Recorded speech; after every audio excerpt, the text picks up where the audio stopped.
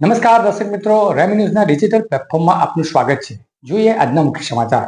સરદાર વલ્લભભાઈ પટેલની 150મી જન્મજયંતિના અવસરે બારડોલી ખાતે કાર્યક્રમનું આયોજન કરાયું હતું. બારડોલી વિધાનસભાની 13 કિમીની સરદાર યુનિટી માર્ચ યોજાઈ હતી.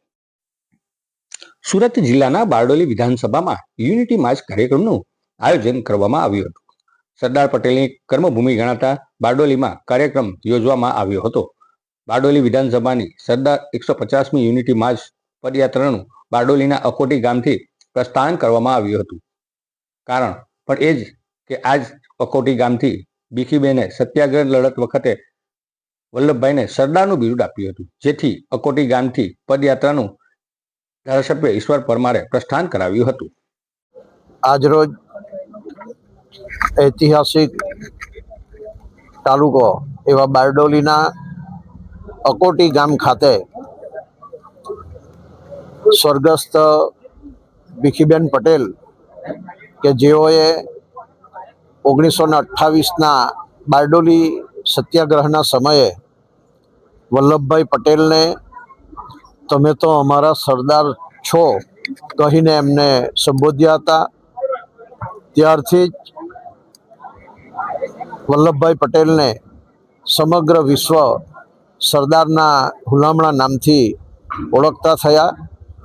વલ્લભભાઈને સૌ પ્રથમવાર આ જ અકોટી ગામના પાટીદાર સમાજના ગૃહિણી એવા ભીખીબેને જ્યારે તમે તો સરદાર છો એ સંબોધન કર્યું, ત્યાર પછી આજે 1928નો આ પ્રસંગ છે અને 97 વર્ષ પછી જ્યારે આજે દેશના વડાપ્રધાન આદરણીય નરેન્દ્રભાઈ મોદી સાહેબ, રાજ્યના માનનીય મુખ્યમંત્રી શ્રી ભૂપેન્દ્રભાઈ પટેલ સાહેબ અને વહીવટીતંત્રની આગેવાનીમાં જ્યારે આજે યુનિટી માર્ચ બારડોલી વિધાનસભા ખાતે યોજાઈ રહી છે, એનું ટૂંક જ સમયમાં અહીંથી પ્રસ્થાન થવાનું છે. આજના પ્રસંગે ખાસ આમંત્રિત તરીકે ગુજરાત સરકારના પૂર્વ મંત્રી એવા છત્રસિંહજી મોરીજી પણ અમારી વચ્ચે ઉપસ્થિત છે.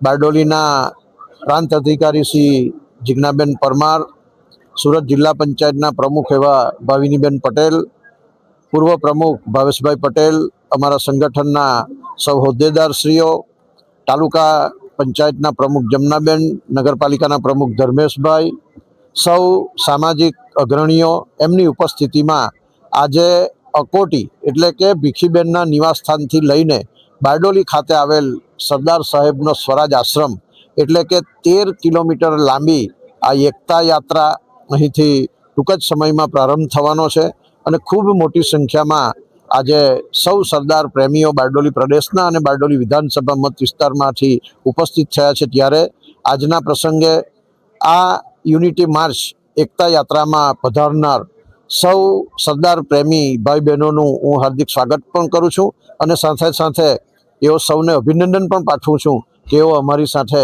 આ 13 કિલોમીટર લાંબી આ યુનિટી માર્ચ એકતા યાત્રામાં જોડાવાના છે. બારડોલી તાલુકાના અકોટી ગામથી બારડોલી સ્વરાજ આશ્રમ સુધી 13 કિલોમીટરની યુનિટી માર્ચ પદયાત્રા યોજાઈ હતી. બારડોલી વિધાનસભા વિસ્તારની સરદાર 150મી યુનિટી માર્ચ પદયાત્રાને ધારાસભ્ય ઈશ્વરભાઈ પરમાર અને જિલ્લા પ્રમુખ ભાવિનીબેન પટેલે ફ્લેગ માર્ચ આપી પ્રસ્થાન કરાવ્યું હતું. અકોટીથી બારડોલી સુધીમાં વિવિધ સ્થળો પર એકતા પદયાત્રાનું ભવ્ય સ્વાગત કરાયું હતું.